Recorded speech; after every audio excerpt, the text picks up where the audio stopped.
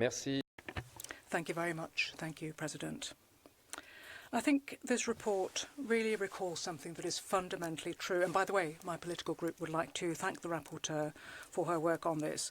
Democracy is not something that just comes out the blue. It's something you have to learn, to practice, to teach. And school is one of the first places where we can actually experience this.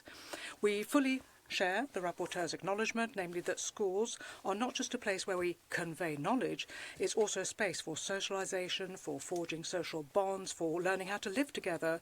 And yet, everywhere in Europe, you will find that the school's democratic mission has been imperilled. It's being made vulnerable by social inequality, by educational segregation, by the rise in discrimination and racism, and also because of the exhaustion of the teaching staff who are subject to austerity policies and chronic underfunding. In France, the government has scheduled the doing away with 4,018 jobs, teaching jobs, in the academic year starting September 2026. And in the Strasbourg Academy, we're talking about 85 positions slated to go. And yet France is one of the countries where you already have the most overcrowded classrooms. So how are we supposed to teach citizens and citizens of the future who are free and informed in establishments that are simply overcrowded and where pupils rarely get to have a say in matters?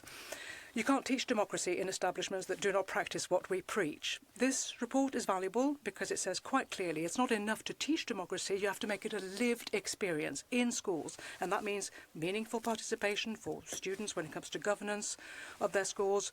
It also means teaching practices that are based on cooperation. It means recognising diversity as an asset, not as some kind of problem that you have to manage.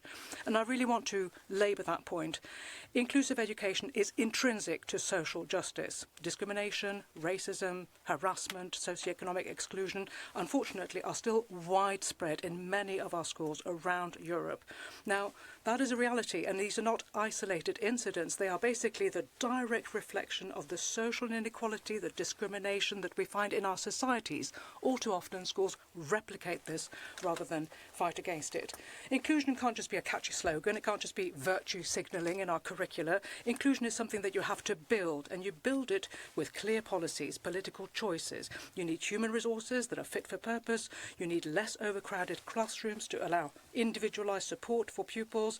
And you need robust initial and further training for our teaching staff on inclusion, on the fight against discrimination, on managing conflicts, and also we need specialist staff in sufficient numbers. So yes, the report goes in the right direction, and obviously my political group will be supporting the report, but at the same time it holds our feet to the fire collectively.